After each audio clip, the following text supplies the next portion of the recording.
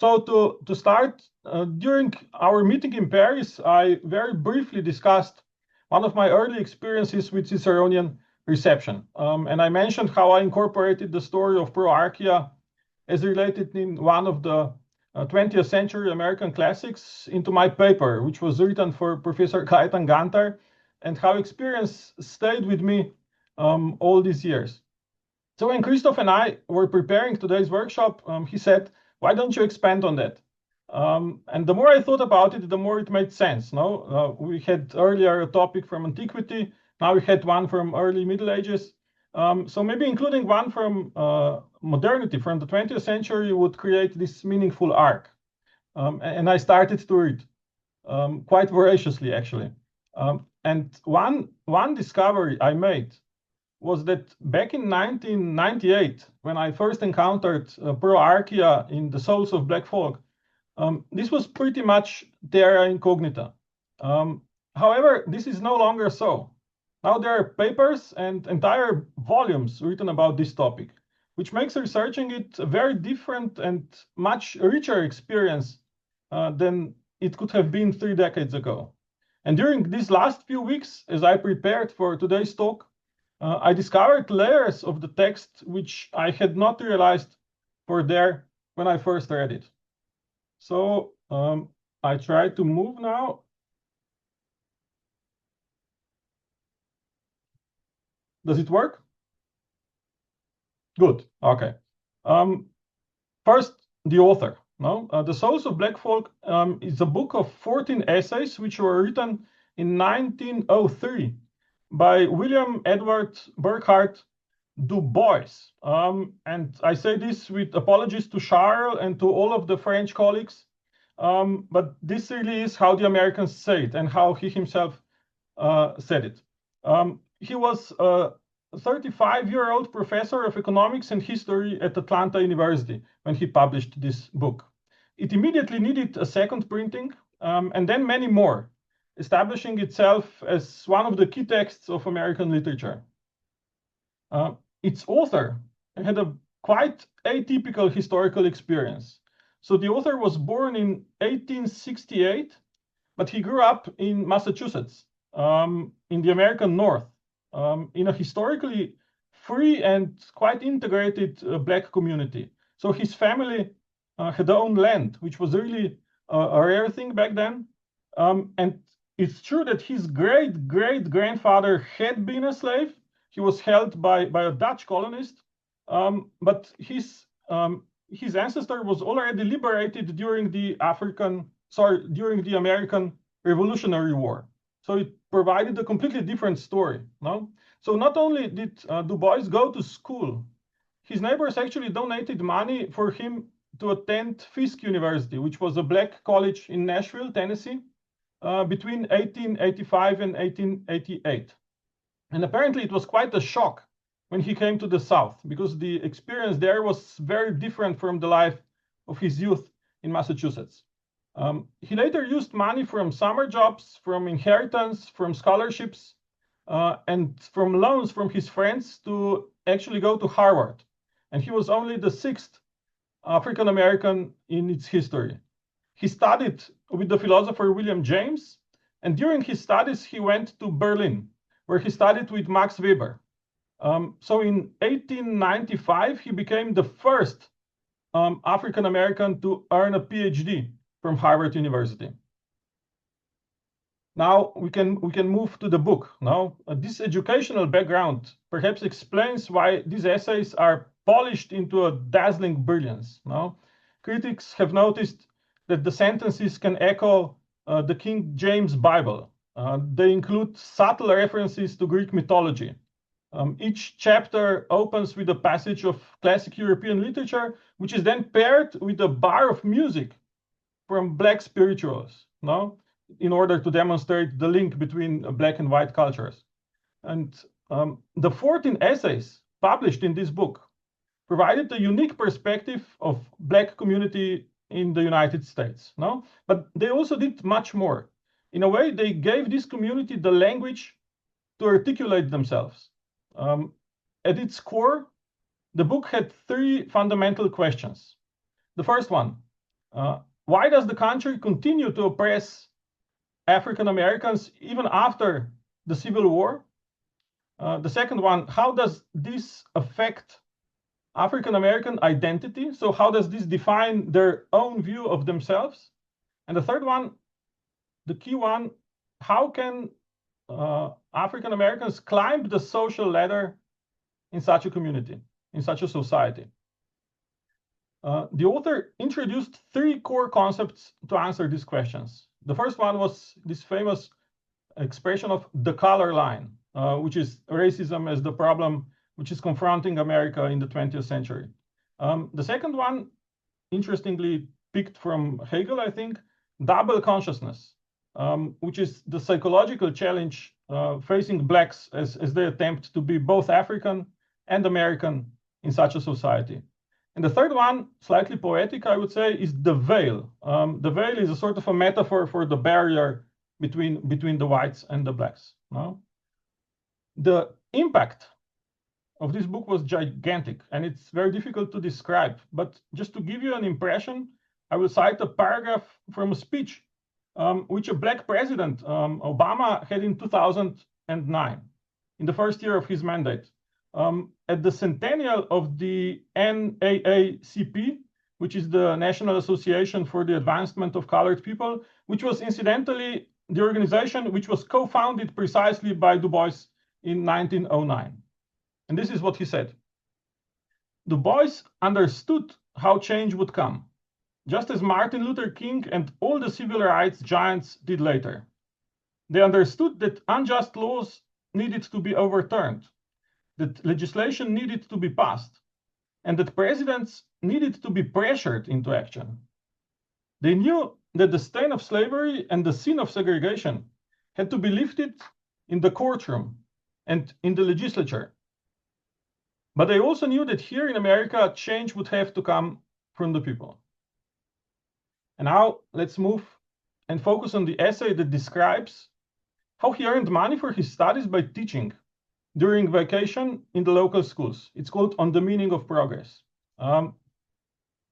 He describes how he was going into the hills of Tennessee, very poetically, where the broad, dark veil of the Mississippi begins to roll and crumple, as a student of Fisk University. And the students of this Black university used the vacations to teach, partly because of the money, obviously, but partly because they were needed in the society which was only beginning to climb out of slavery.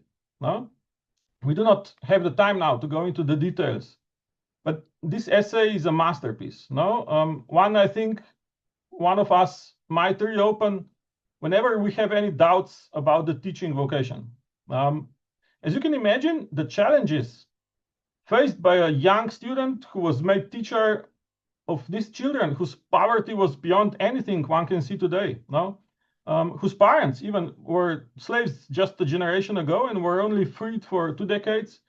These challenges were something which I guess transcends anything we can even imagine, no? But what I find inspiring here is that the solution was the same text which made us all come to this workshop today. And maybe I start reading this. This is how he describes his situation. No? There they sat, nearly 30 of them, the students, on the rough benches, their faces shading from a pale cream to a deep brown, the little feet bare and swinging, the eyes full of expectation, with here and there a twinkle of mischief, and the hands grasping Webster's blueback spelling book. I loved my school, he says, and the fine faith the children had in the wisdom of their teacher was truly marvelous. We read and spelled together, wrote a little, picked flowers, sang, listened to stories of the world beyond the hill. And then the problems start. No? At times, the school would dwindle away, and I would start out. I would visit Man Eddings, who lived in 2 very dirty rooms, and ask why little Eugene, whose flaming face seemed ever ablaze, with the dark red hair uncombed, was absent all last week. Or why I missed so often the inimitable wrecks of Mac and Et.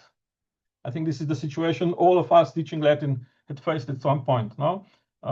Particularly when semester moves forth. Then the father, who worked Colonel Wheeler's farm on shares, would tell me how the crops needed the boys. And the thin, slovenly mother, whose face was pretty when washed, assured me that Eugene must mind the baby. But we'll start them again next week. When the Lawrences stopped, I knew that the doubts of the old folks about book learning had conquered again. And so, toiling up the hill and getting as far into the cabin as possible, I put Cicero, Pro Archia Poeta, into the simplest English with local applications, and usually convinced them for a week or so.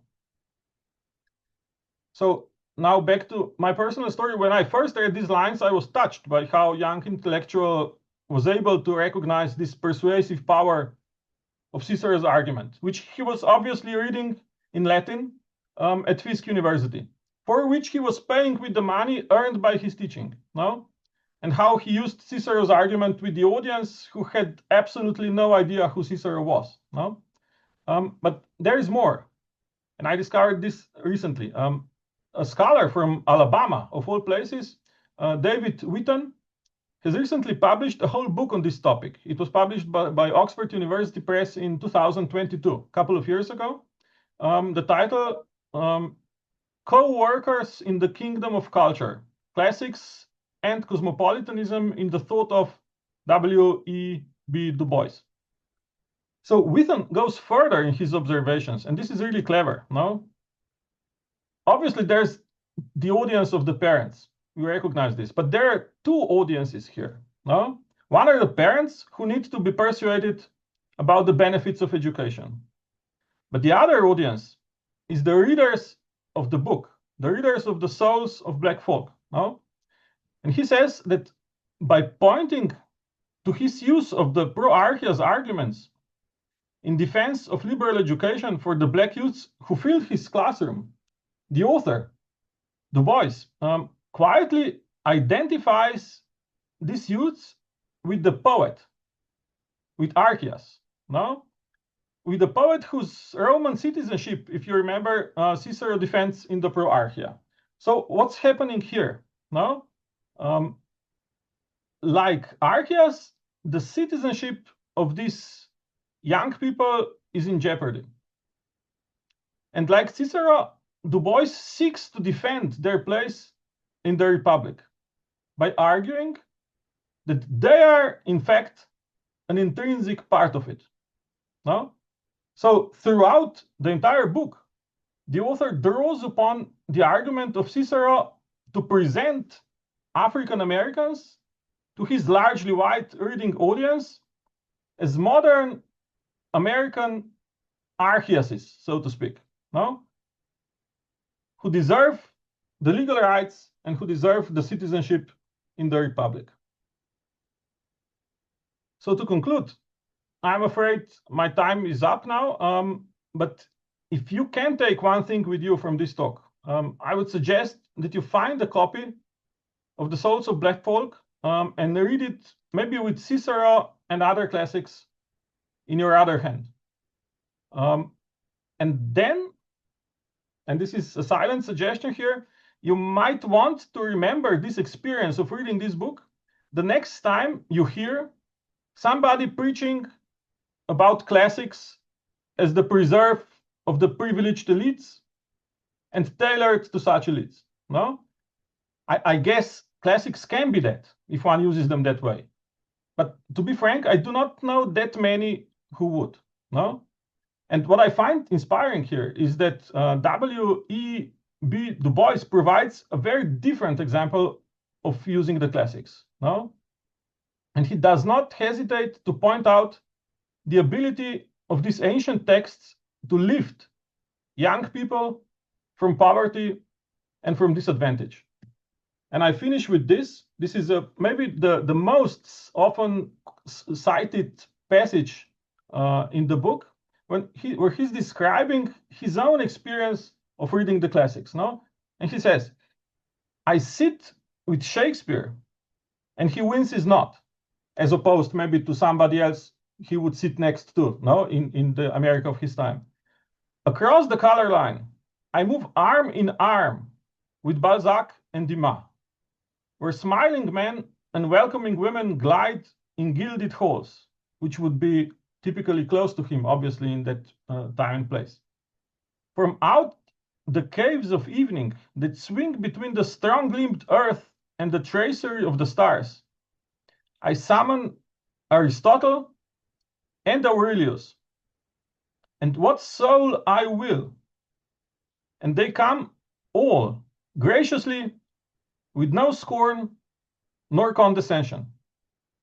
So, wed with truth, I dwell above the veil. Thank you very much.